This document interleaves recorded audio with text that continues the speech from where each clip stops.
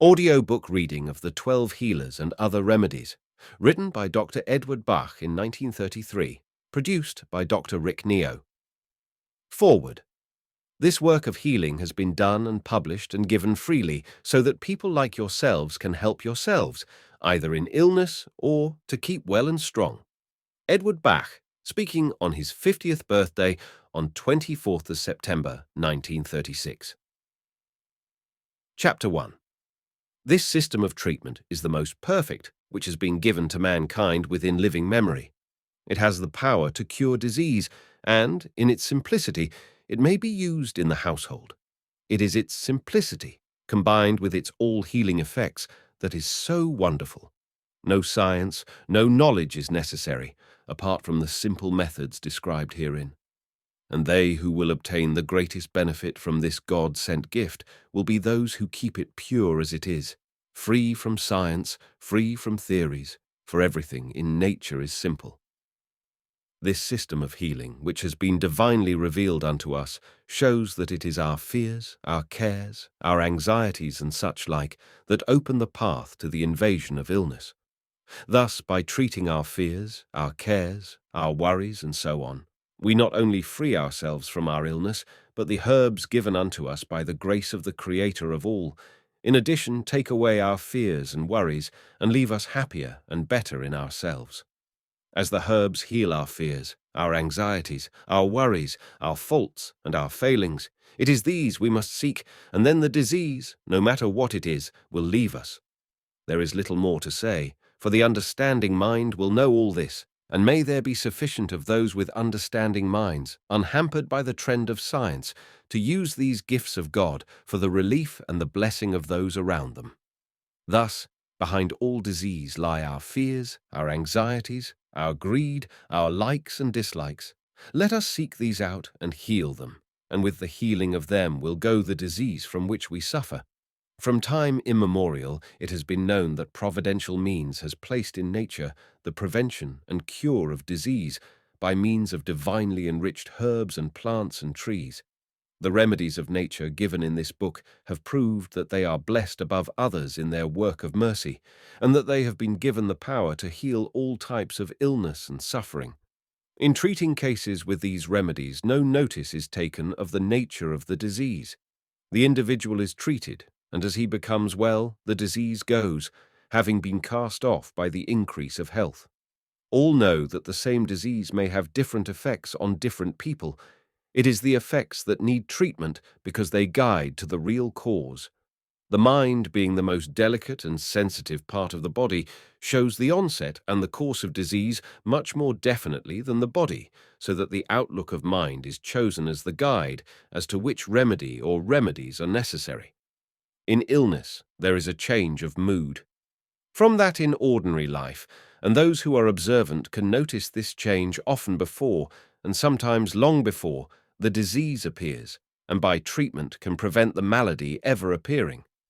When illness has been present for some time, again the mood of the sufferer will guide to the correct remedy. Take no notice of the disease, think only of the outlook on life of the one in distress. 38 different states are simply described, and there should be no difficulty either for oneself or for another to find that state or a mixture of states which are present, and so to be able to give the required remedies to effect a cure. The relief of suffering was so certain and beneficial, even when there were only 12 remedies, that it was deemed necessary to bring these before the attention of the public at the time, without waiting for the discovery of the remaining 26, which complete the series. Chapter 2. The remedies and the reasons given for each, for those who have fear. First remedy, rock rose. The rescue, remedy. The remedy of emergency for cases where there even appears no hope, in accident or sudden illness, or when the patient is very frightened or terrified, or if the condition is serious enough to cause great fear to those around. If the patient is not conscious, the lips may be moistened with the remedy. Other remedies in addition may also be required, as, for example, if there is unconsciousness, which is a deep, sleepy state, clematis, if there is torture, agrimony, and so on. Second remedy, mimulus. fear of worldly things, illness, pain, accidents, poverty, of dark, of being alone, of misfortune. The fears of everyday life. These people quietly and secretly bear their dread. They do not freely speak of it to others. Third remedy, cherry plum. Fear of the mind being overstrained, of reason giving way, of doing fearful and dreaded things, not wished and known wrong, yet there comes the thought and impulse to do them. Section 2. For those who suffer uncertainty remedy. 1. Serato. Those who have not sufficient confidence in themselves to make their own decisions. They constantly seek advice from others and are often misguided. Remedy 2. Scleranthus. Those who suffer much from being unable to decide between two things, first one seeming right, then the other. They are usually quiet people and bear their difficulty alone, as they are not inclined to discuss it with others. Remedy 3. Gentian. Those who are easily discouraged. They may be progressing well in illness or in the affairs of their daily life, but any small delay or hindrance to progress causes doubt and soon disheartens them. Remedy 4. Gorse. Very great hopelessness. They have given up belief that more can be done for them. Under persuasion or to please others, they may try different treatments, at the same time assuring those around that there is so little hope of relief. Remedy 5. Hornbeam. For those who feel that they have not sufficient strength, mentally or physically, to carry the burden of life placed upon them. The affairs of every day seem too much for them to accomplish, though they generally succeed in fulfilling their task. For those who believe that some part of mind or body needs to be strengthened before they can easily fulfill their work. Remedy 6. Wild oat. Those who have ambitions to do something of prominence in life, who wish to have much experience and to enjoy all that which is possible for them, to take life to the full. Their difficulty is to determine what occupation to follow, as although their ambitions are strong, they have no calling which appeals to them above all others. This may cause delay and dissatisfaction. Section 3. Not sufficient interest in present circumstances. Remedy 1. Clematis. Those who are dreamy, drowsy, not fully awake, no great interest in life. Quiet people, not really happy in their present circumstances, living more in the future than in the present, living in hopes of happier times when their ideals may come true. In illness, some make little or no effort to get well, and in certain cases may even look forward to death in the hope of better times, or maybe meeting again some beloved one whom they have lost. Remedy 2. Honeysuckle. Those who live much in the past, perhaps a time of great happiness, or memories of a lost friend, or ambitions which have not come true. They do not expect further happiness such as they have had. Remedy 3.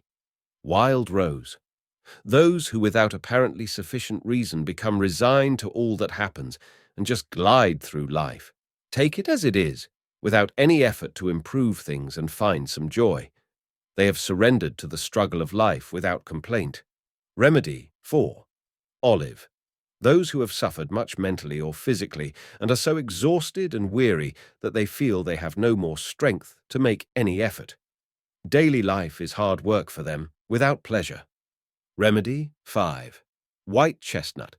For those who cannot prevent thoughts, ideas, arguments which they do not desire from entering their minds. Usually at such times when the interest of the moment is not strong enough to keep the mind full.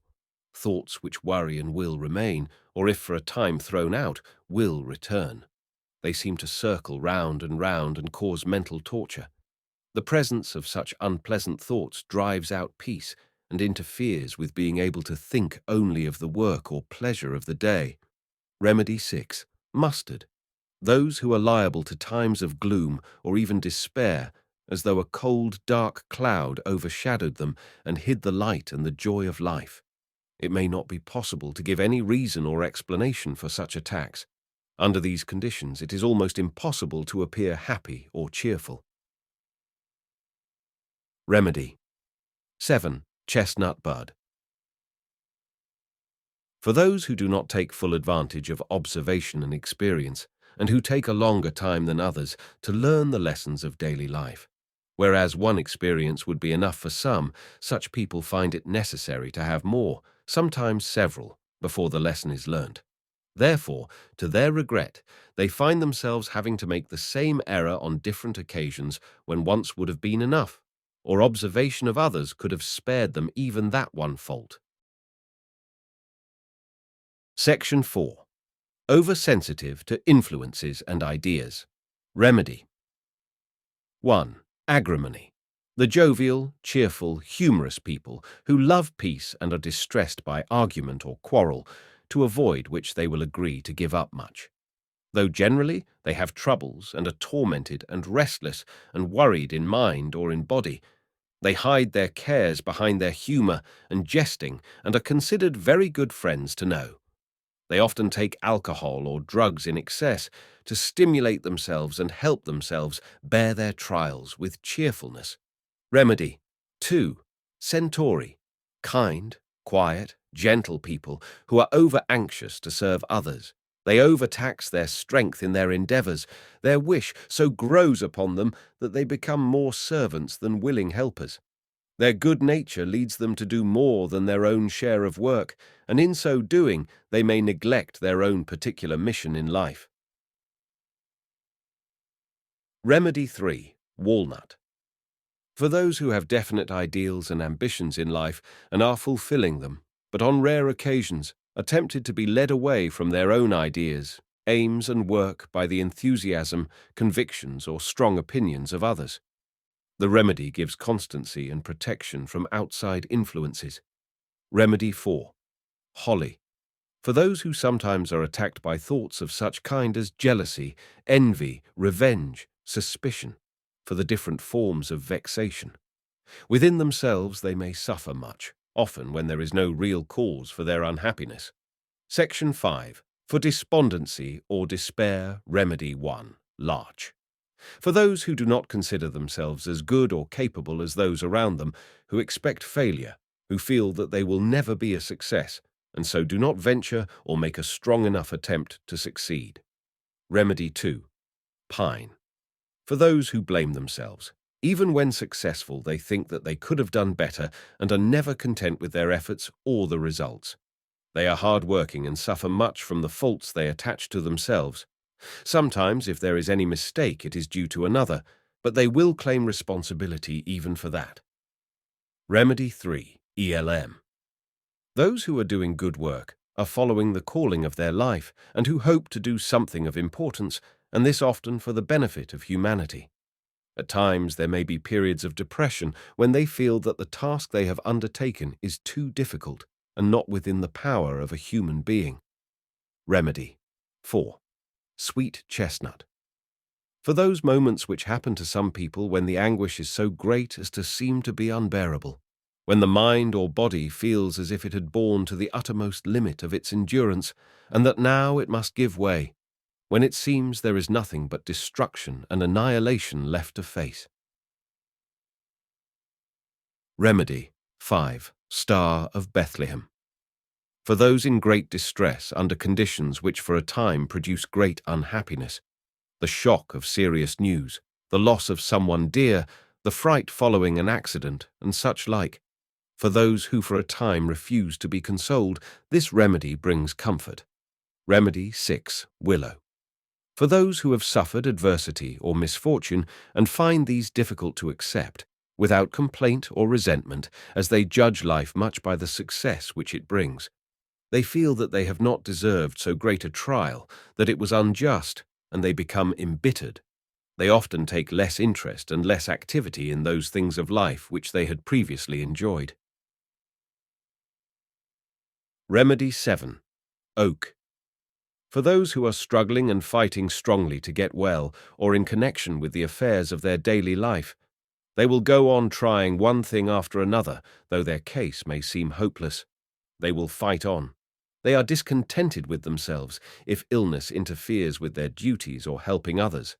They are brave people, fighting against great difficulties, without loss of hope or effort. Remedy 8. Crab apple. This is the remedy of cleansing. for those who feel as if they had something not quite clean about themselves. Often it is something of apparently little importance.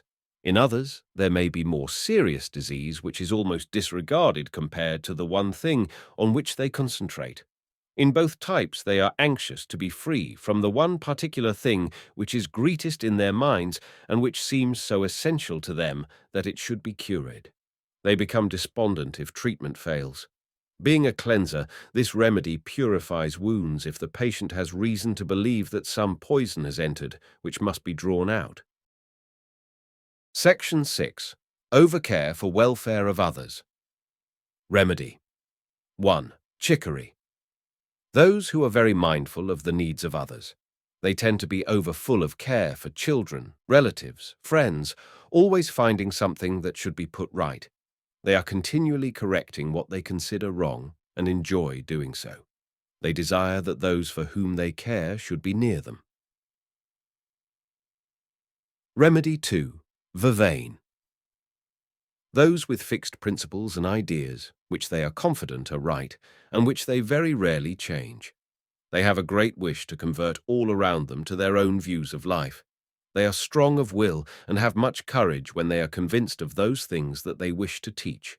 In illness, they struggle on, long after many would have given up their duties. Remedy 3. Vine. Very capable people, certain of their own ability, confident of success. Being so assured, they think that it would be for the benefit of others if they could be persuaded to do things as they themselves do or as they are certain is right. Even in illness, they will direct their attendants. They may be of great value in emergency. Remedy 4. Beach.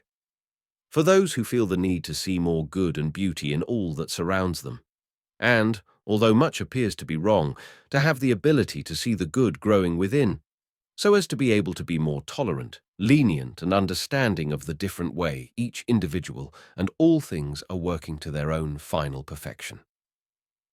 Remedy 5. Rock water. Those who are very strict in their way of living, they deny themselves many of the joys and pleasures of life because they consider it might interfere with their work. They are hard masters to themselves. They wish to be well and strong and active, and will do anything which they believe will keep them so. They hope to be examples which will appeal to others who may then follow their ideas and be better as a result. Chapter 3. Methods of dosage. As all these remedies are pure and harmless, there is no fear of giving too much or too often, though only the smallest quantities are necessary to act as a dose. Nor can any remedy do harm should it prove not to be the one actually needed for the case. To prepare, take about 2 drops from the stock bottle into a small bottle nearly filled with water. If this is required to keep for some time, a little brandy may be added as a preservative. This bottle is used for giving doses, and but a few drops of this, taken in a little water, milk, or any way convenient, is all that is necessary. In urgent cases, the doses may be given every few minutes until there is improvement, in severe cases about half-hourly, and in long-standing cases every 2 or 3 hours, or more often or less as the patient feels the need. In those unconscious, moisten the lips frequently. Whenever there is pain, stiffness, inflammation, or any local trouble, in addition, a lotion should be applied. Take a few drops from the medicine bottle in a bowl of water, and in this, soak a piece of cloth and cover the affected part. This can be kept moist from time to time as necessary. Sponging or bathing in water with a few drops of the remedies added may at times be useful. Chapter 4. Method of preparation. 2 methods are used to prepare these remedies. Sunshine method. A thin glass bowl is taken and almost filled with the purest water obtainable, if possible from a spring nearby. The blooms of the plant are picked and immediately floated on the surface of the water so as to cover it, and then left in the bright sunshine for 3 or 4 hours, or less time if the blooms begin to show signs of fading. The blossoms are then carefully lifted out and the water poured into bottles so as to half fill them. The bottles are then filled up with brandy to preserve the remedy, These bottles are stock and are not used direct for giving doses. A few drops are taken from these to another bottle from which the patient is treated so that the stocks contain a large supply. The supplies from the chemists should be used in the same way. It has long been known that certain wells and spring waters have had the power to heal some people, and such wells or springs have become renowned for this property. Any well or any spring which has been known to have had healing power and which is still left free in its natural state, unhampered by the shrines of man, may be used. The boiling method. The specimens, as about to be described, were boiled for half an hour in clean, pure water. The fluid strained off, poured into bottles until half filled, and then, when cold, brandy added as before to fill up and preserve. For the chestnut bud remedy, the buds are gathered from the white chestnut tree just before bursting into leaf. In others, the blossom should be used together with small pieces of stem or stalk, and when present, young fresh leaves. All the remedies given can be found growing naturally in the British Isles, except vine, olive, cerato, although some are true natives of other countries along Middle and Southern Europe to northern India and Tibet. Final words. And may we ever have joy and gratitude in our hearts that the great Creator of all things, in his love for us, has placed the herbs in the fields for our healing.